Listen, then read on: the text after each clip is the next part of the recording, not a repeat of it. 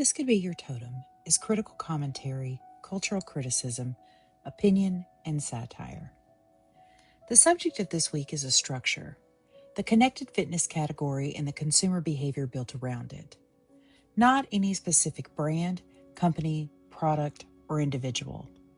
No real person, business, or product is the subject of this episode, and any resemblance to one is incidental to the pattern being described.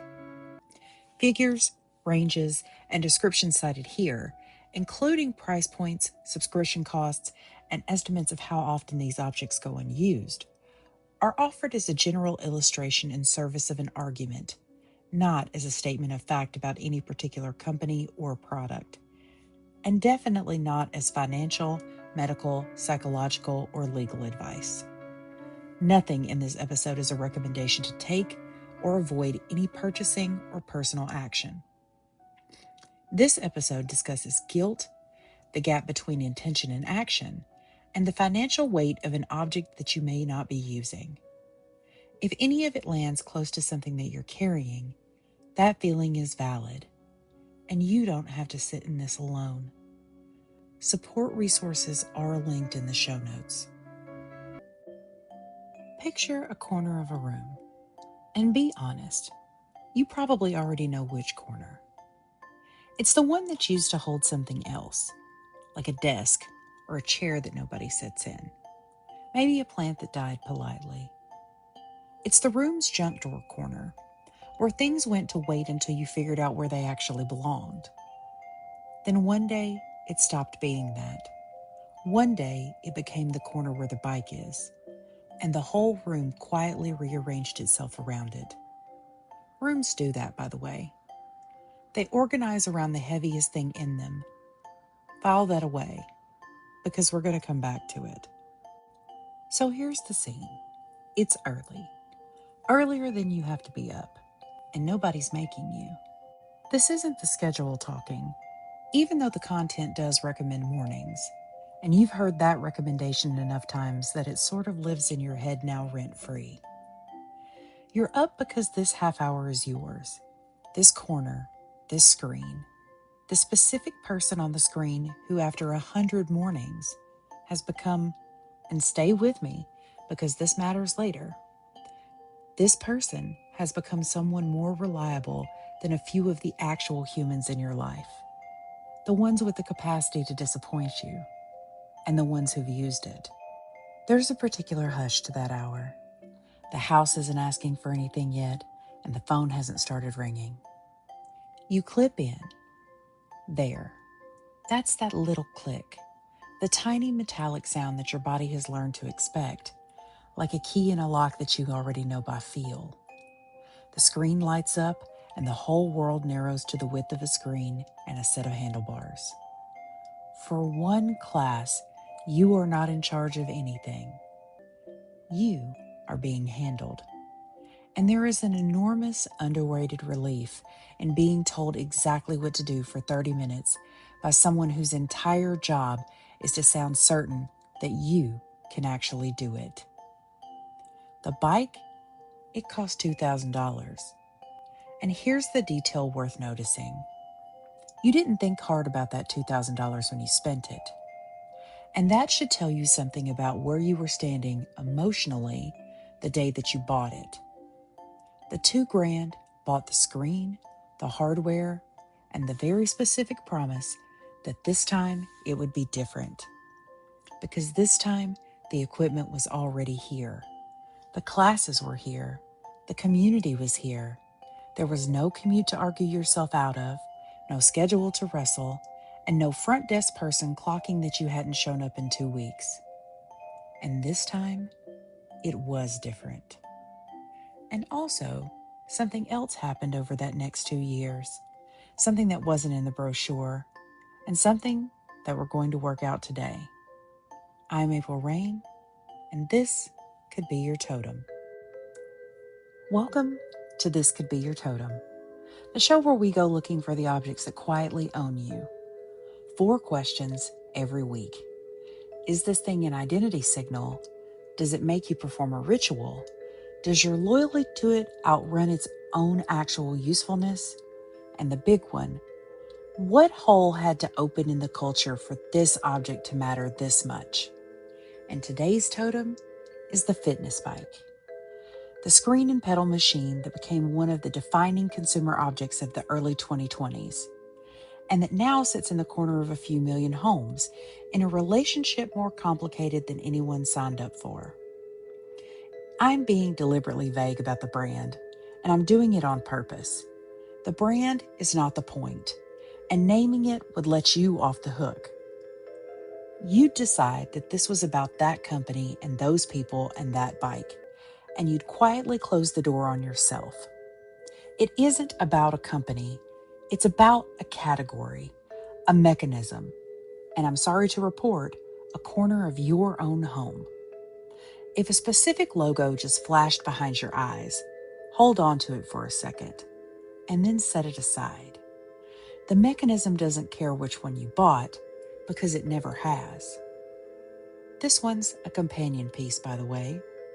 Over on the main feed of This Could Be Your Guru, we did the fitness bike profit. That's the instructor, the parasocial architecture, and the leaderboard. That episode is about the person. This one's about the object, the altar itself, the thing the prophet lives inside, the thing you invited into your home, gave the good corner, and built a chunk of your morning around. So let's do the 4 questions. Slowly, because the slowness is where the recognition lives, and the recognition, not a warning and not a scolding, is the entire reason that this show exists. So, when you show your home to someone whose opinion that you care about, you're showing them a version of yourself. You already know this, by the way. The books say what you read, or what you'd like to be caught reading. The art said, here's my taste, and quietly, here's my budget. The kitchen says, here's my whole relationship with food and feeding people. And the bike, out, visible, given the corner instead of the closet, is saying something very specific and very deliberate. It's saying I'm committed. Not I'm curious about fitness, not I dabble. Infrastructure. A $2,000 bike standing in the open announces that exercise is a structural feature of this life, not a someday. It's permanent enough to have shoved other furniture out of the way. And here's the difference. A treadmill folds up. Dumbbells, they slide under the bed and you forget that they exist, guilt-free. The bike does not fold, and the bike does not hide. It was built to be seen, and a real chunk of what you paid for was the being seen. It's also saying something about class, and I mean that in the sociology sense. The fitness bike arrived right in the decade when wellness got elevated into a social marker, when premium relationship with your own health became a signal of membership in a certain tier of the aspiration economy. Expensive enough to flag disposable income, wellnessy enough to flag the right values, techie enough to flag that you're an early adopter and not a straggler. Park it in the living room, and it murmurs, I take myself seriously, in precisely the way that this culture has decided seriousness looks. Which is to say, expensively, visibly, and in a form other people can admire. And here's my favorite one. It's saying, I'm a member. The person with this bike isn't just someone who exercises. They're in a thing, a platform with its own celebrities, its own slang, and its own inside jokes. The hashtag for your 100th ride, the way owners say an instructor's name and expect a room full of strangers to know who they mean, the way that other people drop the names of saints. The online groups sorted by which instructor you're loyal to, that turn into genuine communities. Real jokes, real grief threads, and real welcomes for the new people. Having the bike is having the membership, and the membership is on display in the home, a signal to other members, and a quiet lighthouse to the people thinking about joining. Now here's the tell, how you know you're looking at a totem and not as a tool. Watch the signal change meaning depending on who's reading it. To a guest, the bike says, this person's disciplined, Doing well has their life arranged around something good. To a fellow writer, hey, you're one of us. You know the names. And to a partner who shares the house, it can say a third thing entirely. It can become the silent scorekeeper, the thing in the corner keeping a wordless tally of exactly how long it's been since the last ride, in full view of two people who've both very politely agreed not to mention it. Same hardware, 3 readings, none of them about cycling. An object that means a different thing to everyone who looks at it while meaning a fourth thing to you is not equipment, it's a symbol, and you live with it. And here's where the identity signal tips over into full totem. The signal really worth staring at is the one that keeps broadcasting even when nobody's writing. An unused bike still says something. It says, I am the person who should be writing this.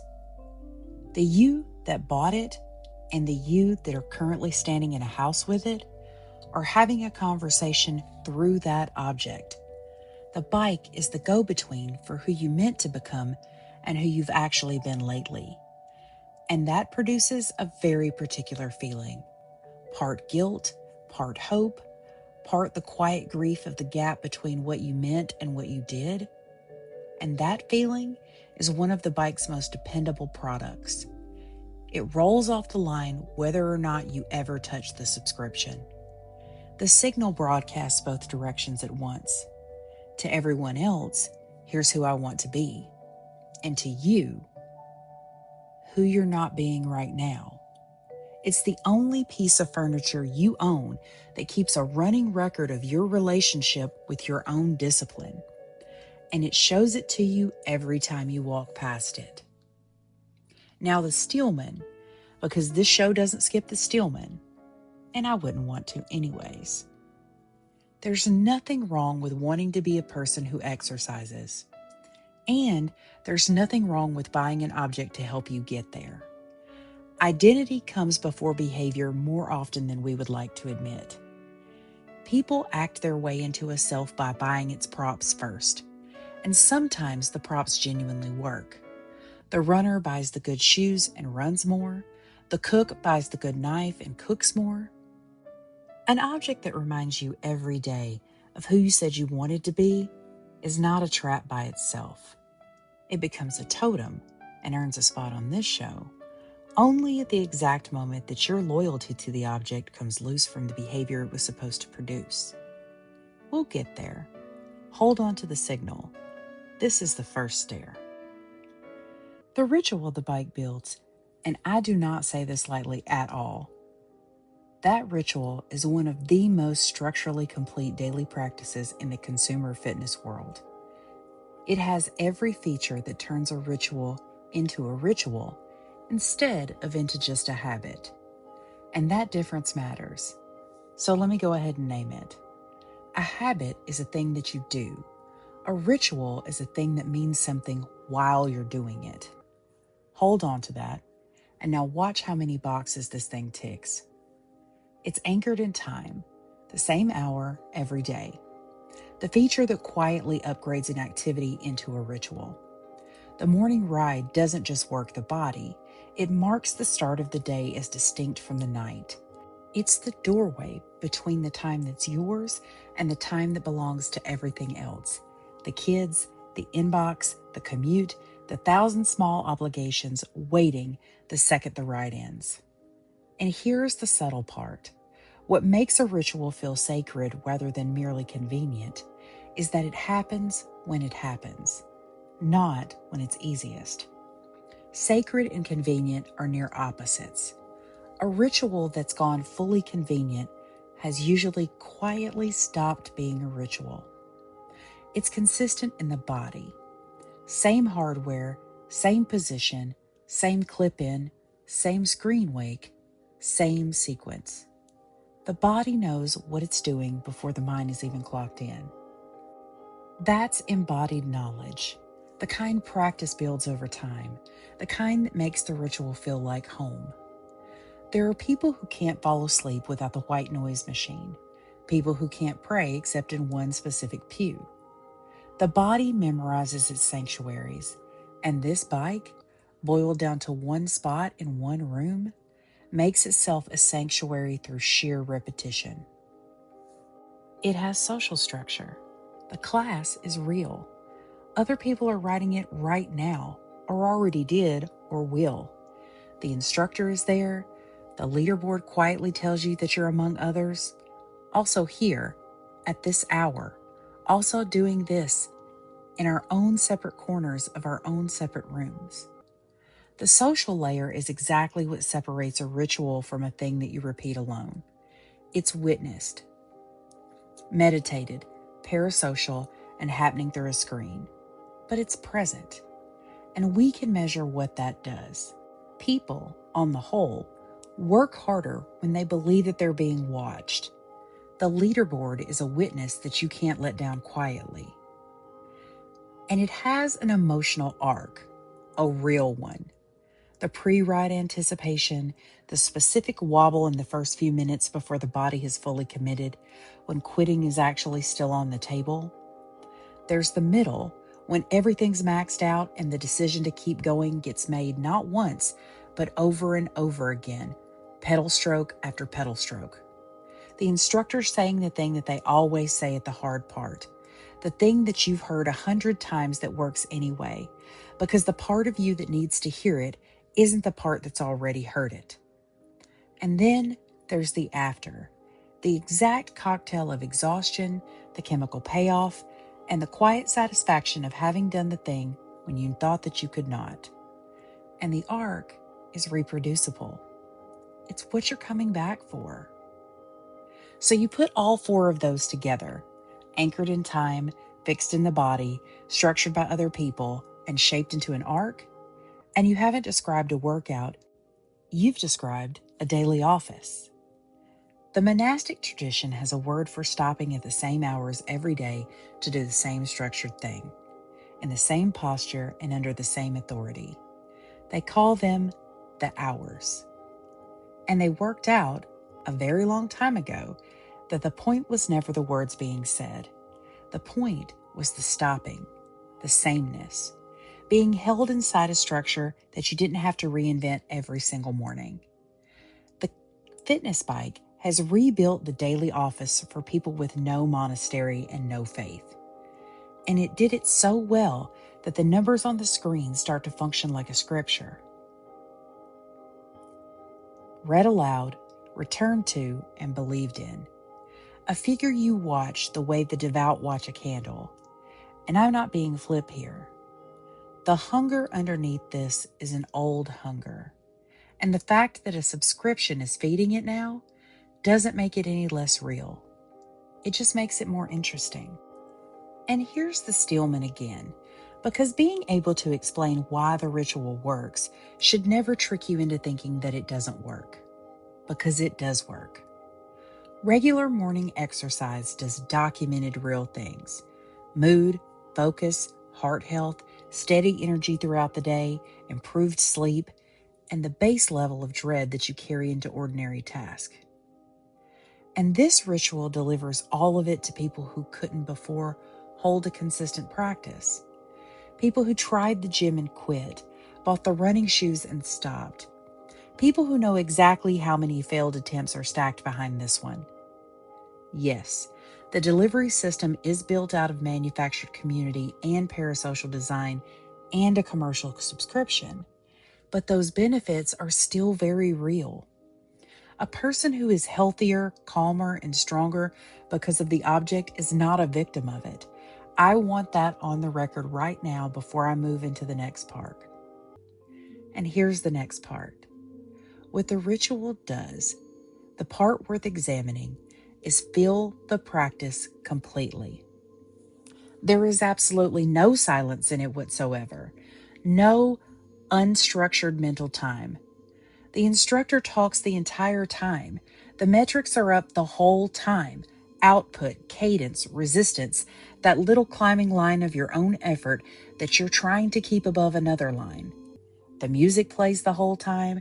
The screen holds your eyes the whole time, by design. because attention that wanders is attention that might wander towards the question of whether to stop. Now, compare that to a regular fitness practice, a run outside, a swim, or even a long walk. You get the physical benefit and a pile of unstructured mental time. The mind drifts, it processes, it does that loose associative thinking that only happens when the conscious mind is busy with something low demand and the back of the brain gets left alone to do its quiet sorting. Some of the most useful thinking you do all week happens in that particular gap. This practice deletes the gap by filling it, and over hundreds of reps, the filling trains a very particular relationship with exercise, one that now needs content as a component part.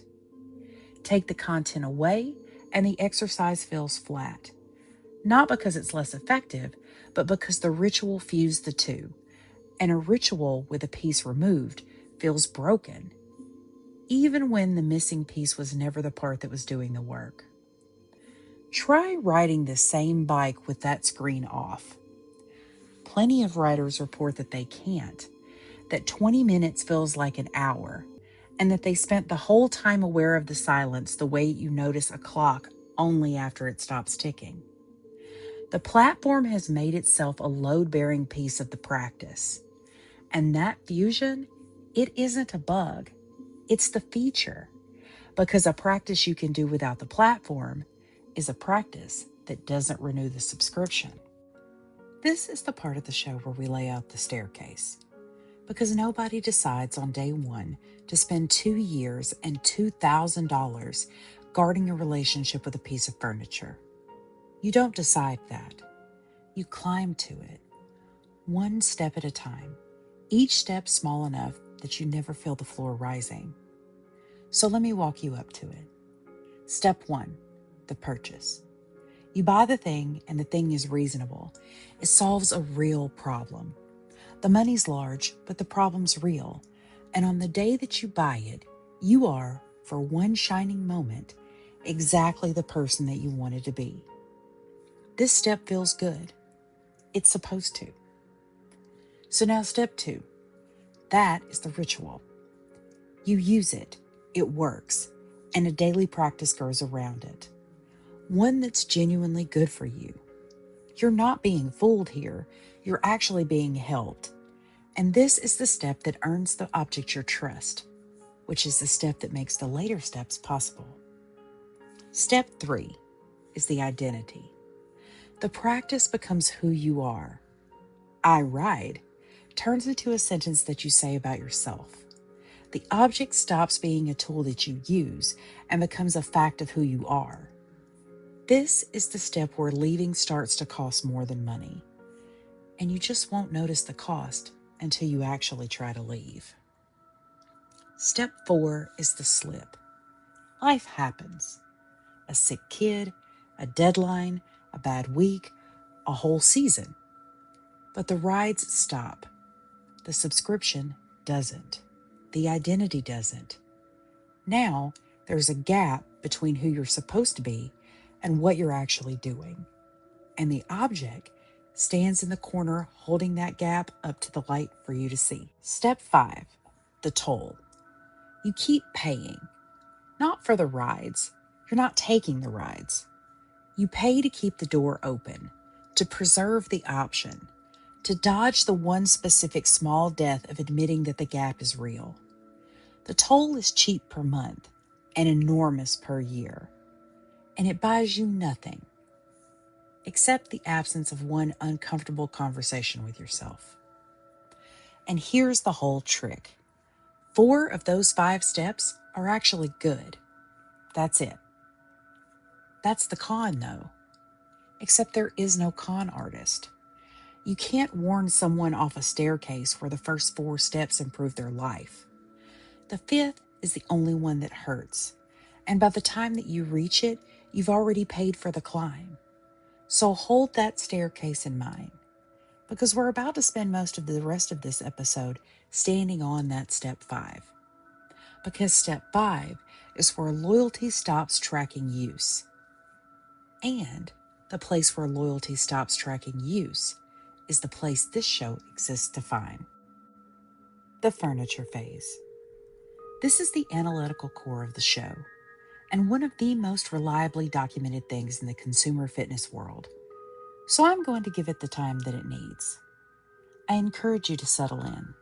Here's the furniture stage. The bike is in the home but not being ridden. The subscription is active but not being used. And the owner is paying a monthly fee for reasons that have nothing to do with the fitness. Third-party surveys and online platform data over the years suggest a big share of owners. The estimate swings depending on who's counting and how, but they're consistently large. These owners are in some version of the furniture stage at any given moment. They're paying for access that they're not using. I want you to sit with that. It's not a fringe failure. By the numbers, it's one of the most common ways that this object is actually being owned. And so why does that happen?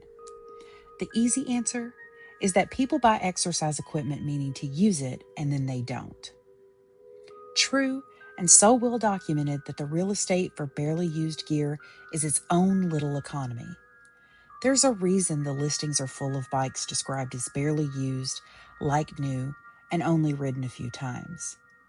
Each phrase is a small confession. But that answer is incomplete for this object specifically, because this bike has retention mechanisms ordinary equipment doesn't. A treadmill that becomes a clothes rack doesn't text you. This bike texts you. So let's take the mechanisms one at a time. Mechanism 1, the sunk cost of identity. When you bought the bike, you didn't just buy the hardware, you bought the fitness identity. The identity of a person who's made a structural commitment to their health. So canceling doesn't just end a service, it makes you admit that the commitment was more of an aspiration than a fact. And that admission, well, that hurts in ways that paying for the monthly fee doesn't. The fee is quite literally the price for not having to admit it. For a lot of people, for a lot of months, that's a reasonable price. Because the alternative isn't save the money. It's tell yourself something true and unflattering about the distance between your intentions and your weeks. Mechanism 2, the hardware problem. And this is the one ordinary subscriptions don't have. You can cancel the gym membership and leave no evidence in your home. Nothing in your living room is going to know that you quit. But this subscription is attached to a $2,000 object that doesn't vanish when you cancel. The bike is still there. And here's the cruel inversion. Canceling makes the bike more visibly useless, not less. When the subscription's active, a fiction runs. The bike is available, you can ride it tomorrow, you're simply between rides. Cancel, and the fiction dies. Now it's definitively furniture. A $2,000 coat rack with pedals. And every time you walk past it, you'll know exactly what it is. Most people would rather keep paying than manufacture with one click a permanent monument to their own abandoned intentions, installed in the corner of the room that they live in. Mechanism 3, the community exit cost. The platform's social world, that's the other riders, the group rides, the milestones, the instructors whose voice that you'd recognize in a crowd, is a social investment. It accumulated quietly, along with the fitness investment, over the good months. So canceling is leaving the community as well as the service. Nobody throws you out. There's no removal notice. But the shared context that made you a member leaves with the subscription. The membership and the access are the same object. You can't keep the belonging and drop the billing. This is the same community exit cost we find in every structure we look at this season. The cost of leaving that has nothing to do with the product and everything to do with the people. The bike isn't unusual for having it. It's unusual for how clearly it shows it. Because here, the wall between you and the community is very literally a paywall. and the key is a credit card. Mechanism 4. Smaller, sharper, and I'd be lying if I left it out. The streak. If the platform has given you a number, days in a row, weeks in a row, rides logged, a count that went up every time you showed up, and is now frozen at whatever it was on your last ride, then somewhere in the back of your mind, that number is a thing that you don't want to abandon. The streak is a sunk cost denominated in pride. It's completely imaginary, a tally the platform invented and could erase in a keystroke. And it works anyway, because the human animal is exquisitely, embarrassingly responsive to a number going up and to the threat of a number about to stop. Mechanism 5. The architecture of leaving itself. Notice the asymmetry between how you get in and how you get out. Getting in is one frictionless gesture, a financed product, a card on file, and a subscription that begins the instant that the bike arrives. The moment of commitment is engineered to feel like the moment of arrival. Getting out of it is a completely different experience. The cancellation path across the whole category reliably runs longer than the purchase path. More screens, more confirmations, more moments where the interface pauses to remind you what you're about to lose. That streak, those milestones, the discounted month that it just conjured up the moment that you reached for the exit. The ease of entry and the friction of exit aren't an oversight. They're the same design, philosophically pointed in two opposite directions, making the joining feel like relief and making the leaving feel like a loss that you have to talk yourself into. The other exit costs are emotional. This one is built deliberately into the software and built to arrive at exactly the wrong moment. And the whole thing runs on a clock, a seasonal one, which is worth naming because the clock is what keeps the furniture stage from ever quite resolving. There's a yearly rhythm to the lapsed rider. The long, dim middle stretch where the bike is furniture and you know it. And then the turn. The new year, the first warm week, the photo that you didn't like, the birthday with a 0 in it. The resolve floods back, and you tell yourself with total certainty that this is the week that you get back on. And sometimes you actually do. That's the cruelest part. It often works enough to stay believable. The occasional genuine return is what licenses the 11 months of you paying for the possibility of one. The platform doesn't need you to ride. It needs you to keep believing that you're about to. And the calendar refreshes that belief for free, on schedule, without the platform lifting a finger. A subscription that dies in the slump is lost. A subscription that limps to the new year, well, that gets a second life. The furniture stage isn't a malfunction. It's the system running for as long as it possibly can.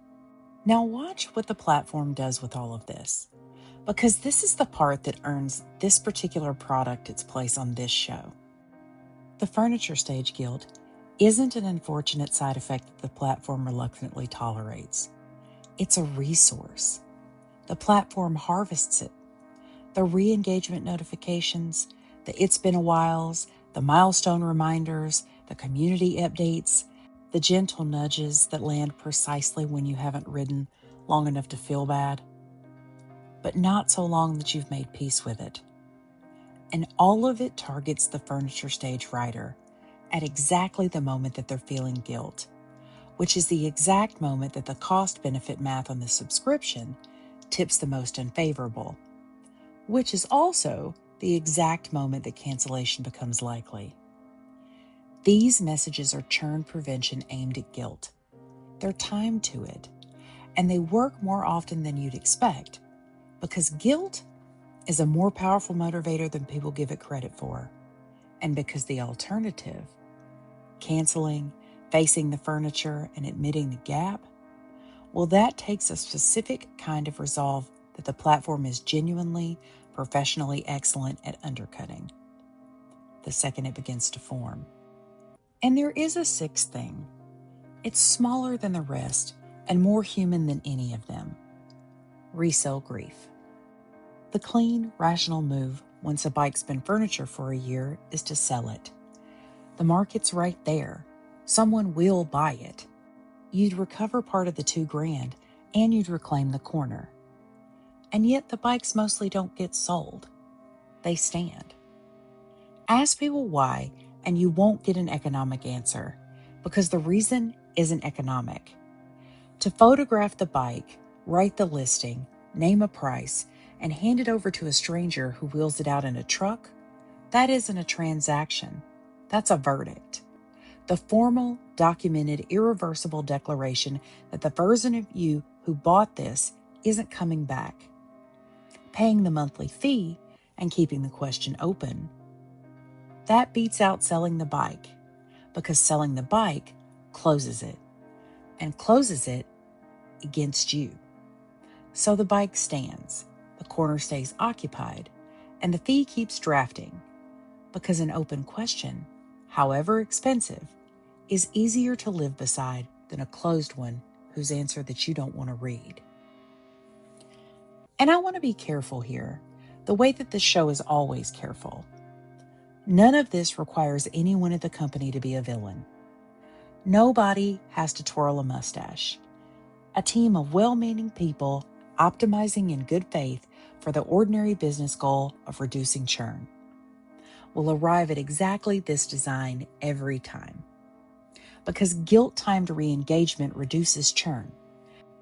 And the metric, it doesn't distinguish between the rider it gently returned to a practice that improves her life and the rider that it gently talked out of canceling a subscription that she'll use maybe 4 more times over the next 2 years.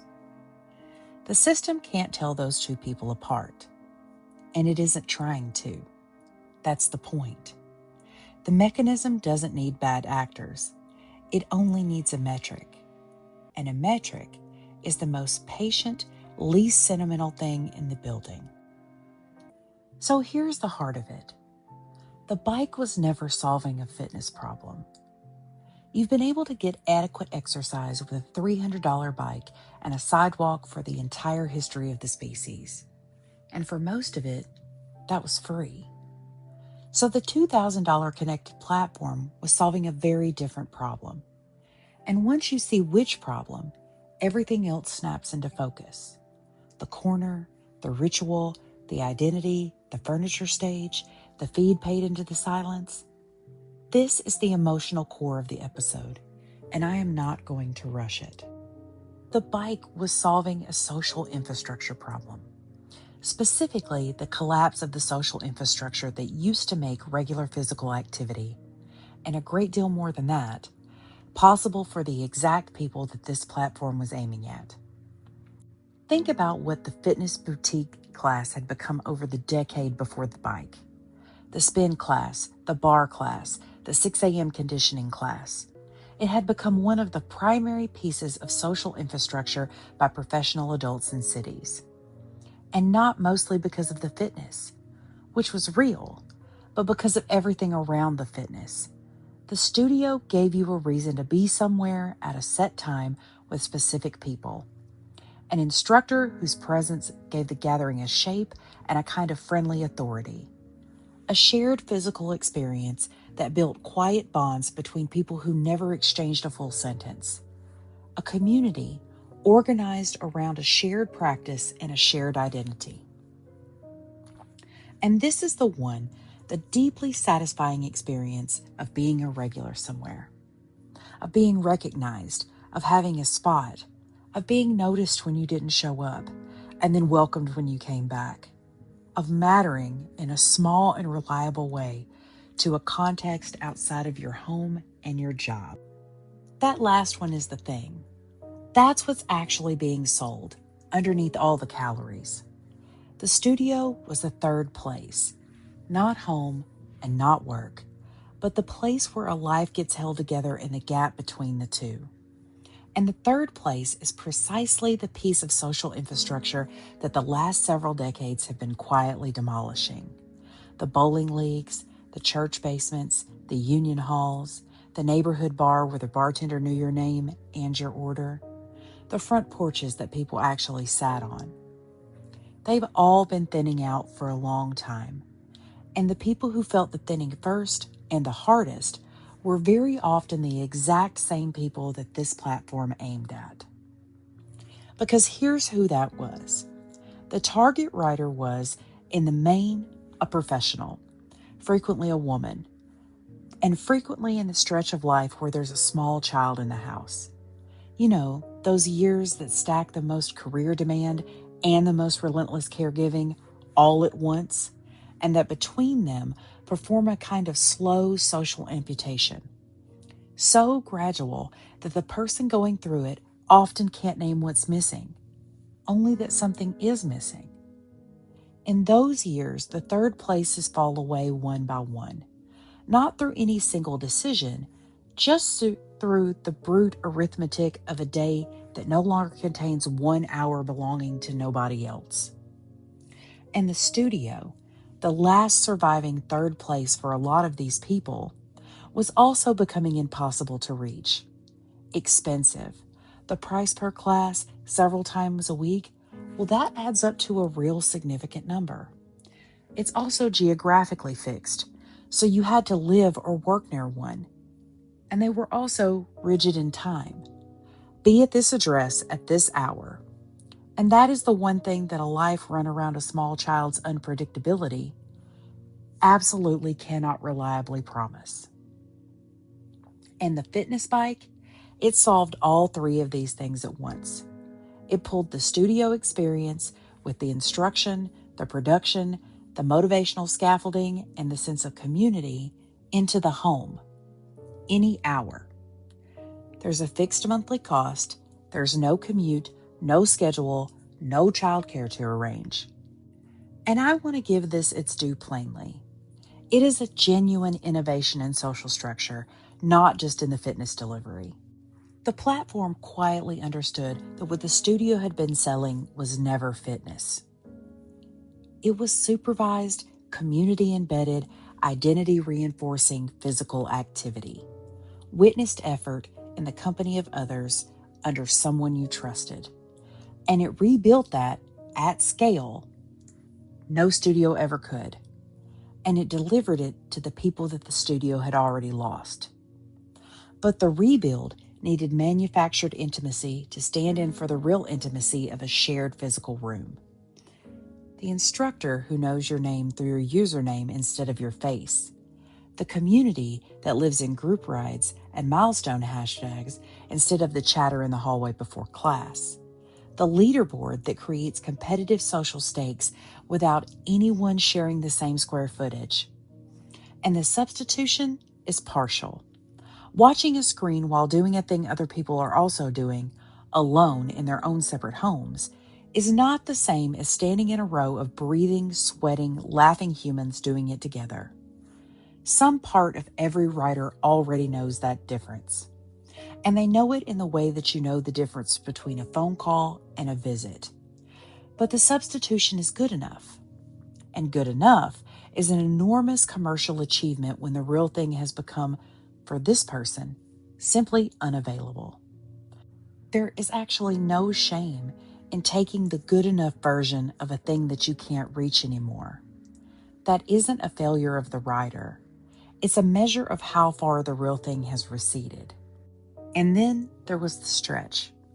You remember that stretch, when every place shut all at once, when the studio wasn't just inconvenient but completely locked down, when the gym wasn't far but it was shuttered, when the coffee shop and the school pickup and the office and the whole incidental human world switched off for a while, altogether, for everyone.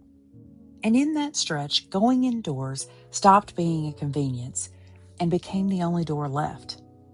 The object that had been one option among many, briefly and for millions of people at the very same time, became the only option that they had. It became the single remaining place that a structured, witnessed communal experience could still happen, even mediated, even through a screen, even alone. And that's when a huge number of these bikes were sold. And it matters, because a dependency formed under those conditions is a deeper, different thing than a preference formed under ordinary ones. You don't bond to the lifeboat the same way that you bond to the cruise. The platform didn't engineer that stretch, by the way, but it happened to be built by sheer luck of timing to be exactly the thing a person reached for when everything else had been taken away. And the reaching left a mark that outlasted the emergency. Which brings me to the loneliest part, the specific under-discussed loneliness of the lapsed writer. And it's the truest evidence of everything I've claimed, so please don't look away.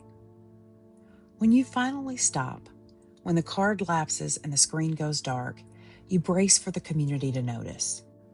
Some part of you expects what the studio would have delivered. The text from the person who always took the 8 o'clock, the friend asking where you've been, the small social tug that pulls a person back. And it doesn't come. Not because those people were unkind, but because there was never a there for you to be absent from.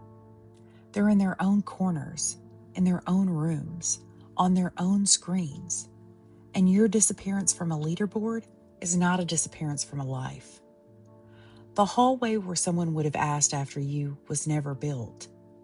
That's the moment that the whole architecture becomes visible all at once. The moment that you understand that the belonging that you felt was real, as a feeling, and it was unreal as a relationship. That you were a member of an audience the whole time that you believed that you were a member of a community. It's a quiet grief, and a common one. And it's not a sign that you were foolish. It's a sign of a good substitution. And good substitutions are the ones that only reveal themselves as substitutions the month that you stop paying for them. And here's the absence that the furniture stage exposes. And this is the whole argument of the episode in a single distinction. So this is the one to carry out the door with you, if you would please. What the platform didn't rebuild, couldn't rebuild by its very nature, is the part of the social infrastructure that doesn't require the subscription. The community that the studio created existed outside of the studio. You saw those people at the coffee shop, at school pickup, in the neighborhood, and at the thousands of incidental overlaps of lives lived in the same few square miles. The relationship was embedded in a life that extended past the practice and survived it. The fitness community lives inside the platform and nowhere else. Stop paying, and the platform that houses the community goes dark, and the community, which only ever existed inside of that platform, it goes dark with it. No coffee shop, no school pickup, no incidental overlap. Because there was never any shared geography to overlap in. You were always in your own separate corners, the whole time. So say this distinction with me, because it's a thing that I want you to carry out of this episode. What the bike provided was not infrastructure. It was a service. Infrastructure persists. A road is there whether or not that you drive it. A library is there whether or not you visit it. A friend made at the studio is a friend whether or not you take the class again.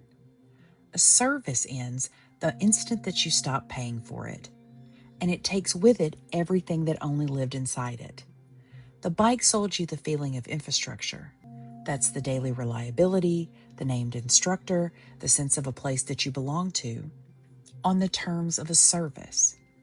And the difference is invisible right up until the month that you stop paying, and at which point it becomes the only thing that you can see.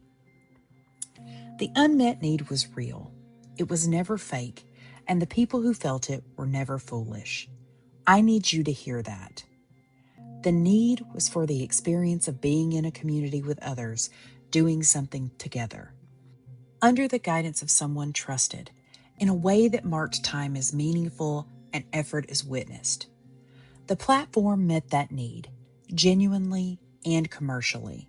And the commercial meeting carried a quiet condition, the same one that attaches to every commercial meeting of a human need. A fully met need does not renew. So the design ensured that the need would persist exactly as long as the subscription did, and not a day longer. Stop paying, and the need comes back.